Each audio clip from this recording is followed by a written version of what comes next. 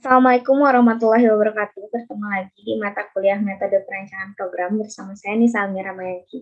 Nah, di pertemuan ke-12 ini kita akan membahas tentang tahapan perancangan berorientasi objek atau OOP. Nah, kalau kemarin kita sudah berkenalan dengan apa itu OOP, nah sekarang kita ke tahapan perancangannya.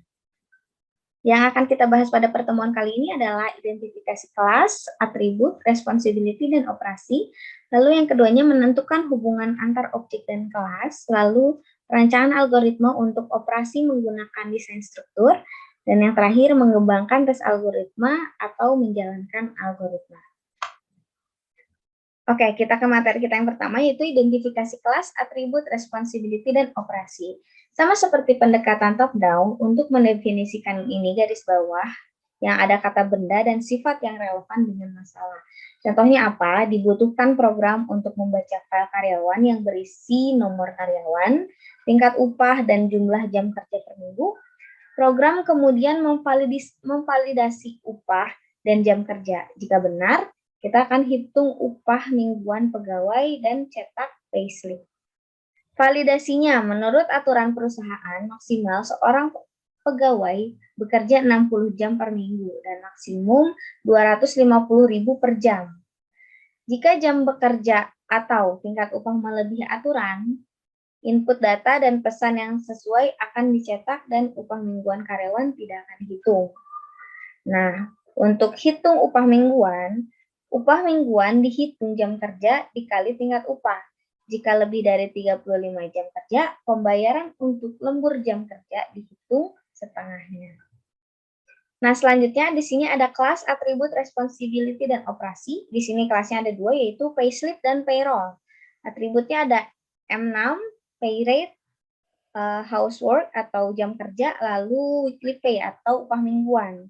Nah, responsibility-nya dia M6 untuk validasi data, operasinya ada set M6 atau set pay rate, ada set hours work, lalu ada pay rate yang responsibility-nya itu laporan validasi data, operasinya get valid input.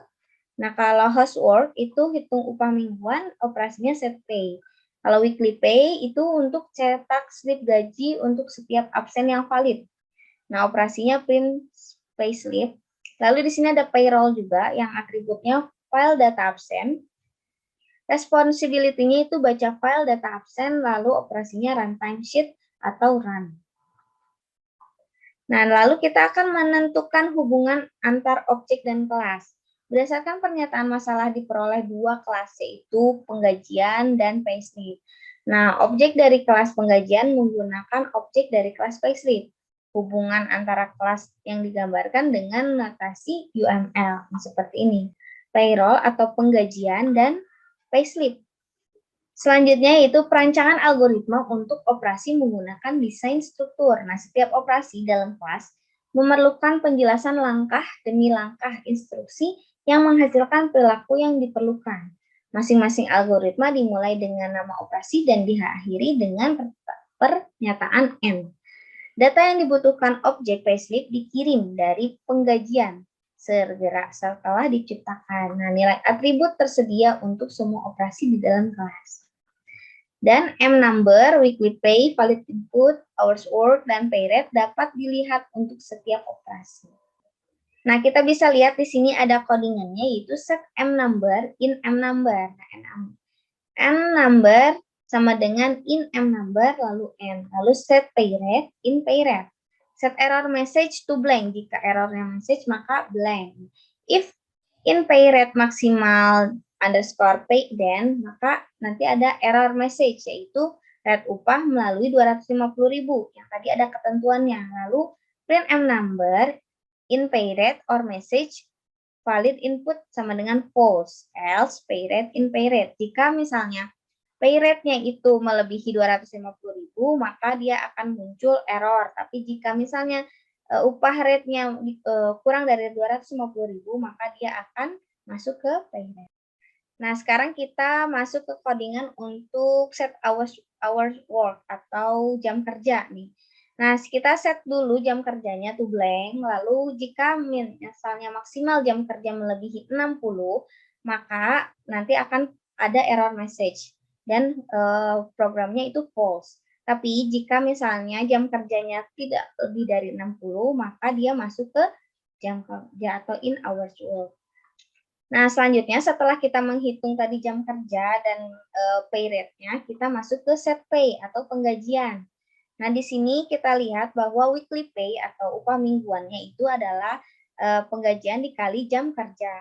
Nah, selanjutnya yang lainnya atau else, nah ada overtime hour atau misalnya lemburan. Nah, kalau misalnya lemburan itu dikurangi dengan jam kerja biasa. Nah, misalnya jika ada lemburan nanti akan ditambahkan dikali 1,5. Nah, hasilnya adalah weekly pay atau upah mingguannya adalah penggajian atau pay rate dikali jumlah jam kerja ditambah dengan overtime pay. Nah, itu adalah nanti hasilnya yaitu penggajian mingguan karyawan. Nah, konstruktor payslip dapat menggunakan mutator untuk diperbaharui nilai-nilai atribut. Namun, jika data tidak valid, nilai tidak akan diperbaharui. Mungkin diperbaharui dengan data yang tidak valid. Oleh karena itu, standar konstruktor harus memperbaharui seluruh atribut. Seperti ini, misalnya payslip. Nah, ada set M number-nya, ada set pay rate, set hours work, atau set valid input, ada set weekly pay. Itu kita set 0 untuk memperbaharui nilai-nilai atribut. Selanjutnya itu konstruktor menerima input yang dapat memanggil standar konstruktor sebelum pengaturan nilai atribut. Nah, di sini kita atur dulu standar-standarnya, yaitu M in number, standarnya apa, pay rate, standarnya apa, lalu kita set. Selanjutnya itu objek eksternal perlu mengetahui tentang validitas payslip dan upah mingguan yang dihitung. Aksesor menginformasikan objek lain tentang validitas payslip. Nah, ini contoh dari codingannya. Ada get valid input, lalu di end, lalu print payslip, lalu if valid input, then jika inputnya valid maka dia akan print M number, pay rate, hours work, dan weekly pay. Selanjutnya yaitu mengembangkan tes atau menjalankan algoritma. Nah, langkah terakhir adalah mengembangkan kelas yang memiliki operasi dengan algoritma seperti baris utama pada program prosedural. Nah, menjalankan algoritma dengan membuat kelas yang berisikan algoritma utama. Lalu, tes atau menjalankan kelas menyediakan interface antara objek payslip dan lingkungan luar termasuk pengguna. Lalu, file data absen merupakan bagian dari interface antara lingkungan luar dan objek payslip. Data absen akan menjadi atribut pada driver kelas dan driver konstruktor akan membuka file. Contohnya seperti payroll, lalu time sheet file, lalu timesheet. Nah, di sini kita lihat ada input, proses, dan output. Inputnya apa? Inputnya pertama data absen, lalu M number, terus jam kerja, lalu jumlah gajinya berapa, lalu kita proses yaitu baca data absen, buat payslip-nya dari data absen, lalu cetak payslip yang valid. Nah, outputnya apa? Outputnya itu payslip, lalu pesan kesalahan untuk payslip yang tidak valid. Nah, algoritma untuk driver class payslip ini ada run, ada baca M number, hours work, pay rate, dan kita do more record, yaitu jika banyak recordnya kita create payslip as new payslip. Nah, kita masukkan lagi M number, pay rate, dan jam kerja. Next-nya ini adalah kita kembangkan yang tadi payroll ada hubungannya dengan payslip. Nah, di mana di sini nih timesheet file nih menggunakan data-data yang ada di payslip. Ya, di pertemuan kali ini ada tugas 7. Nah, ini adalah tugasnya sebuah sawah berbentuk segitiga dengan sisi-sisinya sebesar 5 meter dan 7 meter. Pemilik sawah akan memberi pupuk pada sawah tersebut. Berapa kebutuhan pupuk apabila dibutuhkan 3 kilo per meter kubik? Nah, catatannya tugas dibuat pada kertas folio bergaris seperti biasa menggunakan ballpoint. Lalu tugas dikumpulkan pada saat minggu depan atau pertemuan 13. Nah, bagi mahasiswa yang tidak mengumpulkan tugas, maka tidak mendapatkan nilai tugas 7 dan tidak ada sistem susulan. Nah, yang pertama kita harus menganalisa kasus dulu untuk tugas ini, yaitu sebuah sawah berbentuk segitiga. Kalimat ini dapat dimaknai dengan membentuk kelas sawah underscore segitiga. Tetapi bagaimana jika dihadapkan dengan bentuk sawah yang berbeda-beda? Segitiga, bujur sangkar, persegi panjang, dan poligon.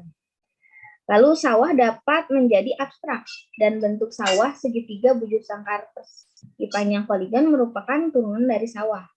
Nah, abstrak dapat diumpamakan sebagai kepala tanpa badan, di mana informasi berupa konsep.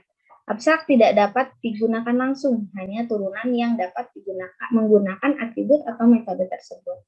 Selanjutnya kita review lagi pengertian dari kelas. Kelas itu ada 3, ada name, atribut, dan method. Nah, tidak semua kelas harus memiliki 3 bagian. Bisa jadi hanya berisi class name dan atribut saja, atau class name dengan method saja. Nah, kalau misalnya abstraknya sawah, tadi kita sudah lihat, sawah tidak memiliki atribut, tetapi memiliki metode atau bentuk yang dapat mendeskripsikan bentuk sawah, seperti ini. Nah, sawah segitiga.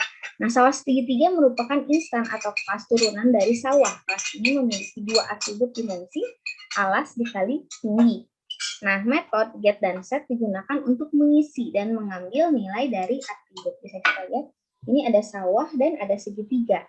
Atributnya, lalu metodenya apa saja. Nah, ini bisa Selanjutnya kita cara menghitung kebutuhan pupuk. Nah, di sini hitung kebutuhan pupuk kita bentuk kelas segitiga kontrol, fungsinya untuk menghitung kelas segitiga. Untuk menghitung kelas segitiga. Nah, metode get pupuk digunakan untuk menghitung berapa jumlah pupuk yang diperlukan di sini. Metode get pupuk. Nah, kenapa harus segitiga kontrol? Nah, kelas ini dibentuk untuk mengendalikan kelas segitiga tanpa harus merubah kelas segitiga. Kasus ini mencari berapa jumlah pupuk yang diperlukan. Jika nanti kita perlu menghitung luas atau keliling segitiga, bagaimana? Nah, kita cukup menambahkan fungsi get luas atau get keliling di sini. Next ada private segitiga SGT. Nah, ini adalah instan yang menunjukkan bahwa kelas ini merupakan kelas turunan dari segitiga. Artinya, kelas segitiga kontrol dapat menggunakan seluruh metode dari kelas induk segitiga. Kita cukup fokus pada fungsi apa yang hendak kita terapkan di segitiga. Nah, bagaimana jika bentuk sawah berbeda? Bujur sangkar misalnya ya. Nah, kita cukup extend sawah dengan bujur sangkar. Sawah dengan bujur sangkar. Kenapa atributnya private? Karena atribut ini hanya bisa diakses hanya oleh kelas itu atau turunannya saja. Nah, kelas kontrol untuk segitiga dan bujur sangkar kenapa dibuat terpisah? Karena segitiga dan bujur sangkar karena fungsinya berbeda dan kita menghitung luas segitiga akan berbeda caranya dengan menghitung luas bujur sangkar. Makanya kita buat berbeda. Ya, sekian materi kita pada hari ini. Mohon maaf bila ada kesalahan. Jika ada yang ditanyakan, silakan ditanyakan. Saya tutup. Wassalamualaikum warahmatullahi wabarakatuh.